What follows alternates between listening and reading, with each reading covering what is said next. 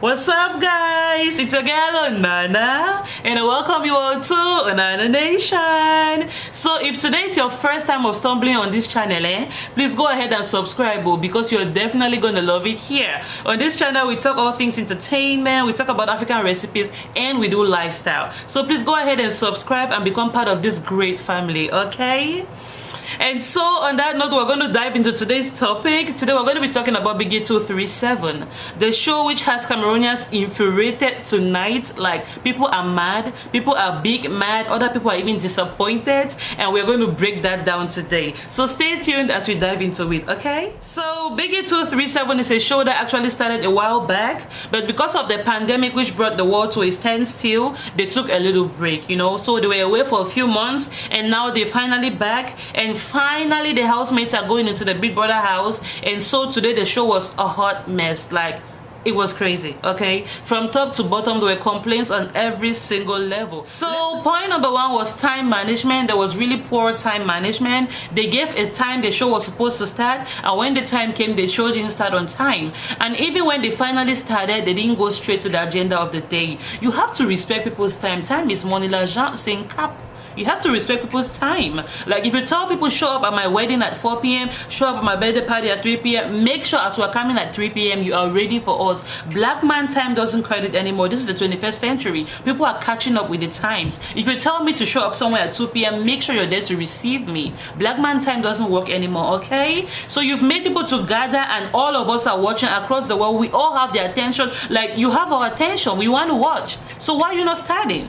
And even when you finally started, you went and brought all your village people to come and perform. All upcoming artists, we don't even know them. We couldn't even relate to their songs. So they kept us there like forever. The show lasted about 6 hours, and I felt like, this is crazy. Even Le Père de la Nation, he doesn't make speeches for 5 hours. Like, what were you doing? So you guys kept us there for all these long hours, and it was just messy at the end of the day. I kept hoping it was going to get better at some point in time, but it was just going a downward slope. So going forward, Biggy, make sure you have respect for people's time. If you have a show scheduled for 3 p.m, make sure at 3 p.m you guys are starting, because we are all watching. You have our attention, and don't keep us waiting. So make sure by 3 p.m. you're starting, and you're going straight to the order of the day. Don't be dilly-dallying, don't be beating around the bush. Don't go and bring all your village elders to come and give speeches. The people want to watch the contestants. The show is all about them. So another thing which I personally am mad about, I'm complaining about, is because I came to watch this show to get to see the contestants, to get to know the contestants. This is how you begin to love people on day one. You want to hear them talk. There's certain things you want to hear from them that's going to make you love them more. It's going to make you to start rooting for them, and that's how you start knowing who to vote for. So from day one, you're supposed to make your mark. From day one, you're supposed to make yourself known. But the MCs unfortunately did not give the people the chance to shine. All the MCs did was ask one particular question: what would you do with 10 million? Why do people hate you? Why are you peculiar? Like, go deep, ask other questions. Like, they asked every single contestant these very same 3 questions. Like, you had to come with a whole list of questions. You had to come prepared. Ask somebody like, what are you hoping to see in the Big Brother house? Who are you hoping to share a room with? Which guy here do you like? Who do you have eyes for? What did you do before coming here? Have you ever been on a show like this before? Like, just ask us anything. I want to know things about them.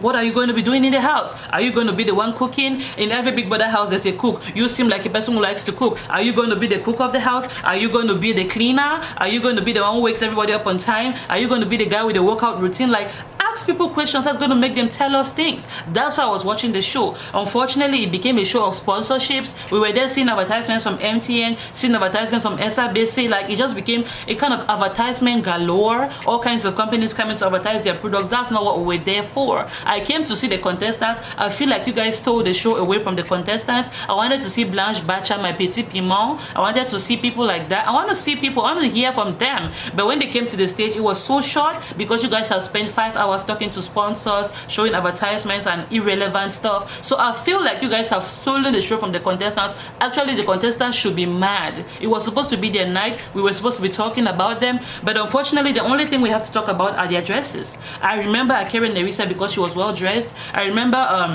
who is this girl, Meliden Kizzy, because she was well dressed. And just imagine, That's the only thing we remember, because people were well dressed. We didn't get a chance to meet them. We didn't get a chance to hear them say one or two funny things during the interview, because you guys stole that away from them. So one thing which a lot of people are commenting about is the MCs. So you will expect better from Tito Valerie. Tito has been doing this all his life. Tito was MCing since I was in secondary school. That grand you're seeing, that's pas un petit. He's a grand, and he's been doing this all his life. You will expect better from him. And also we had Vicky Fokala, and Vicky has had strong moments. There's times when she's really at the top of her game. Today was not one of those nights. So it was, at the end of the day, we just kept holding to a glimmer of hope, hoping it was going to get better. It just didn't get better. Vicky was there, Tito was there, they were doing their own things. I'm like, oh my god, if I had to rate them, I'd probably give them a 5 on 10. They've had stronger moments, they've had times when they've made us proud, but today, for some reason, I don't know if it was the timing, I don't know what was happening, but it just was not flowing. It wasn't happening. There's times when you're really proud of her on the red carpet, but today for some reason it just fell flat. So she was trying so hard to be funny, she was trying so hard to give some jokes here and there, but it came out as being standoffish, it came out as being rude, it came out as being mean. So she was trying to be funny at certain intervals, but it just came out as somebody who was trying to be mean, and I just was not understanding what was going on today. It was a little off. At a certain point, Vicky was talking all over Tito Valerie, and he wasn't even done with what he was saying. She was just cutting him off, giving her point here and there. Tito, like cutting him off from here and there, and it was just a hot mess. I just couldn't stand to see that. It wasn't really professional, it wasn't up to par. Like, we expected a lot from these people. They're household names, you know, we had high expectations, and then it just fell flat. So when you host a red carpet event, you're there to make these people feel comfortable. You're there to ask them the right questions that's going to make them open up and tell us things. We want to know the contestants, we want to hear from them, we want them to tell us things that's going to make us love them, we want them to tell us things that's going to make us root for them. That's what you're there to do, to open up, to make them open up and tell us things. We, the public, we are watching, we want to get to know them more, we want to know one or two things about them. That was your job, that was all you guys had to do. Just socialize with them, make them comfortable, ask them questions, and get them to open up and be vulnerable with us for a few minutes. And instead, Vicky was roasting the contestants. She talked to Cindy Stainless, she said something about this one stole my dress, this one stole my cousin's dress, like very dry and silly jokes. It just didn't make any sense, it just didn't add up. And then to another contestant, she said something about having a door blind dress or a window blind dress. She was just being shady. You can't go to a red carpet throwing shade to people as if people are beefing. Like, there's just no place on the red carpet for things like this. She was being petty unnecessarily. I don't know if she's aware, maybe she was trying to be nice, or she was trying to be funny or whatever. It just came out as being petty. Okay, all right, so moving on. Another thing which I wasn't particularly happy about was the fact that we didn't see the Big Brother's house. So if you're coming to tell us that today the contestants are going into the house, we expect to at least use our eyes and eat Christmas. We at least expect to see the contestants walking into the house. We want to see all those first moments. You know, when the contestants walk into the house for the very first time, it's very funny. People are fighting for beds. Oh, I want to sleep here, I want to sleep there. Sometimes it even causes a quarrel. The first day is always interesting. We wanted to see the contestants go into the house. I wanted to see people scramble for beds. Oh, I'm going to be sleeping here, I'm going to be sleeping there. We wanted to see all those first moments, and you guys stole that away from us.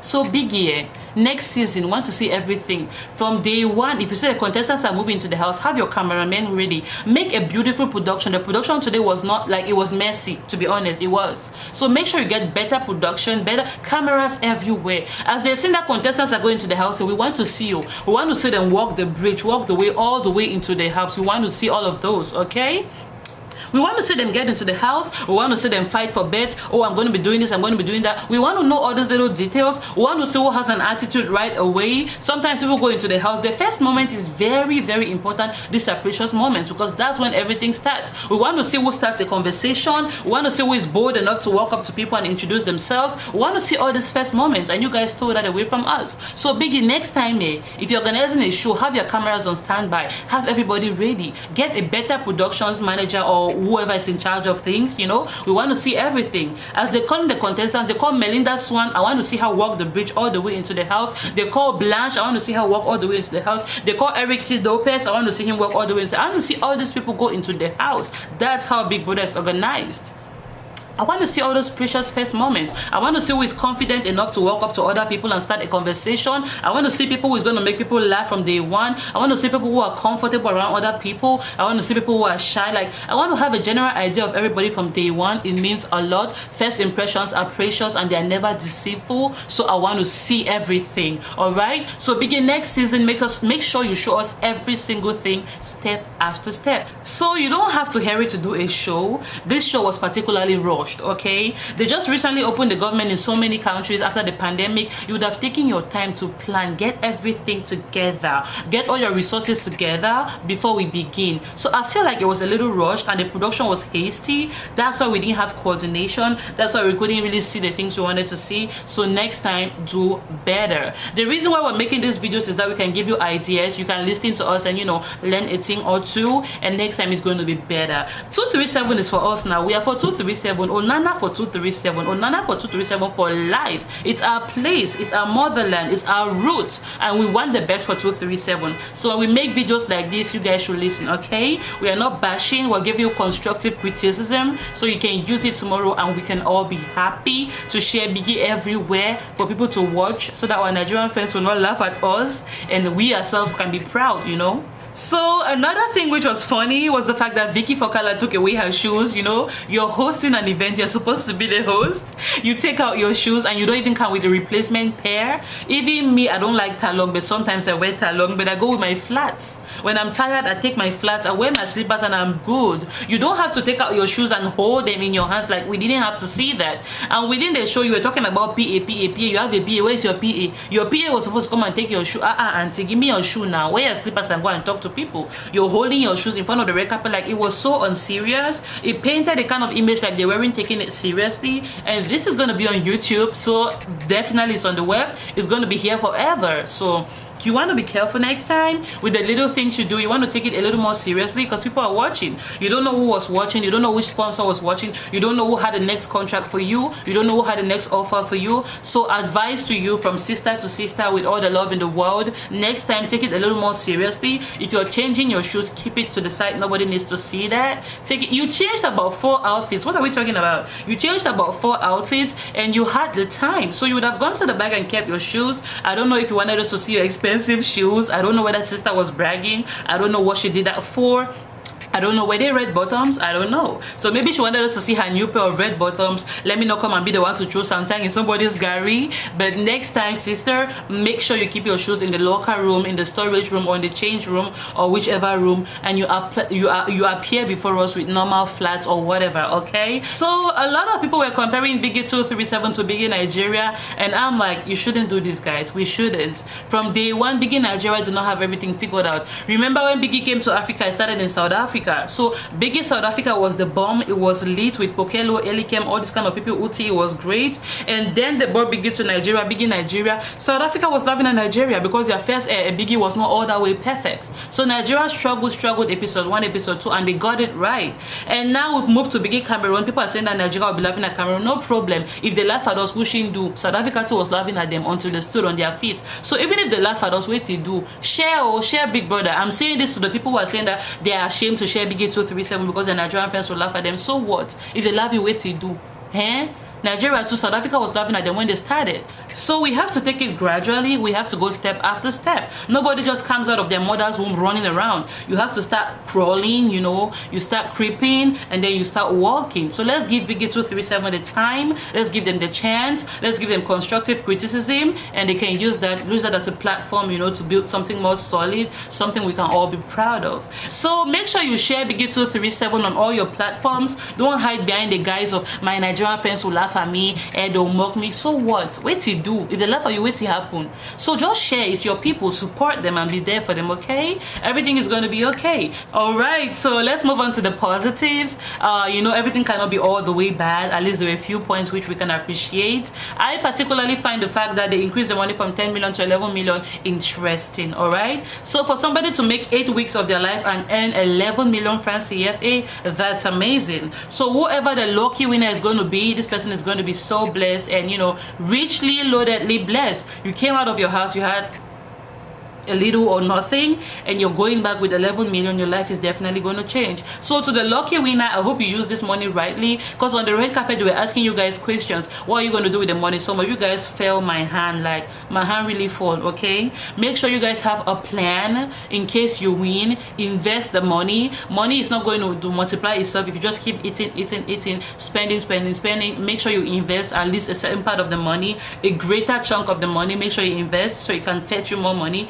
Money brings money, so make sure you invest your money. To you, the lucky winner, all these talk people are talking about, I'll buy clothes, I'll buy shoes, I'll buy house, I'll buy that. Make sure you're investing. Okay, so many Cameroonians on social media have a lot to say about Biggy 237. People are insulting the show. They're saying it was a hot mess. They're leaving all kinds of negative comments and they're comparing the show to Nigeria or Big Brother South Africa. But I think we are going a little bit too hard on them, considering the fact that this is the very first season. This is the inaugural season. You don't expect them to have everything figured out. Even Nigeria, you're comparing them to. Even South Africa, you're comparing them to. They didn't get it all figured out in day one. Okay, sometimes you have to make mistakes along the way, stumble and fall. You adjust one or two things, and second season is going to be way better. So let's take it easy and enjoy this now. They're trying to put us on the map too. They're trying their best. Big Brother Africa, nobody called Cameroon, nobody invited us, so we have to make things happen for ourselves. We have to be a little supportive, so we have to fight for ourselves. We have to be there for one another. We have to support our own. And again, this is where it gets tricky. Support your own doesn't mean support something that is not nice. Support your own doesn't mean support something which is tacky. If it's tacky, call it tacky. If it's a hot mess, call it a hot mess. Yeah, if it's a whack show, say it's a whack show. Maybe by you calling it whack, it's going to help them adjust. Maybe by you calling it tacky, it's going to help them want to do better. All right, Chai Cameroonians, you guys are savage. When I level for savagery, no me, you guys are savage. Someone really took their time. I went to Twitter and wrote a tweet. I wrote that thing somewhere. I think I can't find the paper right now. The person said Biggy 237 was a hot mess. So the person was insulting Biggy 237, and the person said it looked like a low-budget traditional wedding. Jesus is Lord. A low-budget traditional wedding. Like, how did you even think of that? You guys are so messy on these streets.